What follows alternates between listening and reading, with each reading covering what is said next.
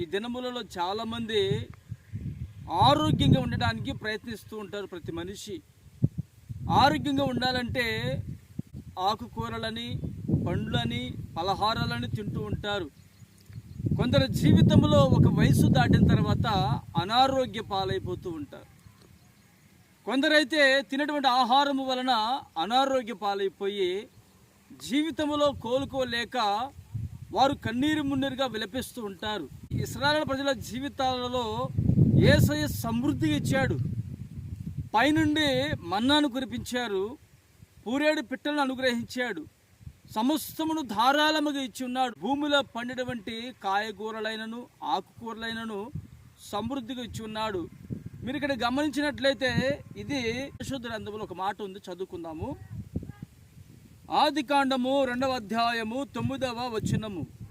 మరియు దేవుడని యెహోవా చూపునకు రమ్యమైనదియు ఆహారమునకు మంచిదినైన ప్రతి వృక్షమును ఆ తోట మధ్యను, జీవ వృక్షమును, మంచి చెడ్డల తెలివినిచ్చు వృక్షమును నేల నుండి మొలిపించెను.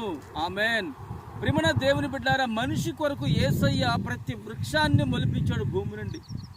ఆయన మాట కలుగునుగాక అంటే ఫలమునిచ్చేటువంటి ప్రతి వృక్షము నేల నుండి మొలిచినది. ఈ రోజున ఈ పంట కూడా దేవుడిచ్చినటువంటి పంటేనండి. ఈ పంట ఎందుకంటే షుగర్ అయినా బీపీ అయినా నార్మల్ అయిపోతాయండి. ఈ కొర్రల పంట వలన అనారోగ్య సమస్యలు ఉండవండి. అందుకే పెద్దవాళ్ళు చెప్తూ ఉంటారు, మీరు ఏం తిన్నారయ్యా అంటే, మేము జొన్నను తిన్నాము, దంపుడు బియ్యం తిన్నాము, ఆండ్రు కొర్రలు అనేవి మేము తిన్నాం కనుక ఈరోజు వరకు కూడా మాకు ఏ అనారోగ్యము రాలేదు అని చాలామంది చెప్తూ ఉంటారు. ప్రియమైన దేవుని బిడ్డలారా, మనిషి జీవితంలో ఆరోగ్యంగా ఉండాలంటే ఫల వృక్షాలు తినాలి. ఫల వృక్షములు అంటే ఆ వృక్షాలకు వచ్చేటువంటి ఫలాలు మనం తినాలి. అలాగుననే భూమి నుండి మొలిచేటువంటి కొన్ని ఆహారం ఇచ్చేటువంటి ధాన్యాలు కూడా మనము భుజించినప్పుడు ఆరోగ్యంగా ఉంటాము. ఈ విశ్వాస జీవితంలో ఈ మాట మీకు ఎందుకు తెలియపరుస్తానంటే, యేసయ్య సమస్తమును నిర్మించాడు, సమస్తమును చేశాడు. మన కొరకు నేల నుండి మనకి కావలసినటువంటి ఆహార ధాన్యాలు కూడా ఆయన సిద్ధపరిచి ఉన్నాడు. మరి ఇన్ని సిద్ధపరిచినటువంటి ఆయన ఆకాశ పక్షులకి ఆహారం సిద్ధపరుస్తున్నాడు. మరి మనకు సిద్ధపరచడా? ఖచ్చితంగా సిద్ధపరుస్తాడు. అయితే మనం ఏం చేయాలంటే, మనము ఏ దినమున ఏమి చేయాలి, ఏ దినమున ఏమి తినాలి అనే దానికంటే కూడా దేవుని రాజ్యం కొరకు నేను ఎప్పుడు సిద్ధపడాలి అన్నటువంటి ఆలోచన నీకు ఉన్నప్పుడు నా యేసయ్య నిశ్చయముగా నేను దేవుని రాజ్యములు సంపూర్ణముగా ప్రవేశపెట్టునుగాక. ఆమెన్.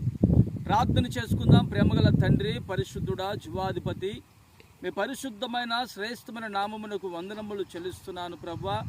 నా తండ్రి, చూపునకు రమ్యమైనదియు మంచి చెడ్డల వృక్ష ఫలమును, జీవ వృక్ష ఫలమును మీరు నేల నుండి ఏ విధంగా మొలిపించారో అలాగుననే ప్రభువా, మేము పోషించబడి నిమిత్తము నాయన, మా అక్కరలు తీర్చబడి నిమిత్తము నేల నుండి ప్రతి వృక్షమును, వృక్ష ఫలమును మీరు మాకు అనుగ్రహించి ఉన్నారు. మేము ఎంతో ధన్యులము ప్రభువా, నీకు స్తోత్రము నాయన. తండ్రి, మేము నాయన రేపటి దినము గురించి కాక, ఏమి తినాలి, ఏమి తాగాలి అనే దాని గురించి కాక తండ్రి, మీ రాజ్యము కొరకు సిద్ధపడేటువంటి మనసును నీ బిడ్డలకు అనుగ్రహించండి. ఇప్పటికే నీ బిడ్డలు మీ రాజ్యము కొరకు సిద్ధపడి ఉండగా వారికి మరింత కృప అనుగ్రహించి మహిమ పొందుకోమని యేసు నామమున ప్రార్థిస్తున్నాను తండ్రి. ఆమెన్.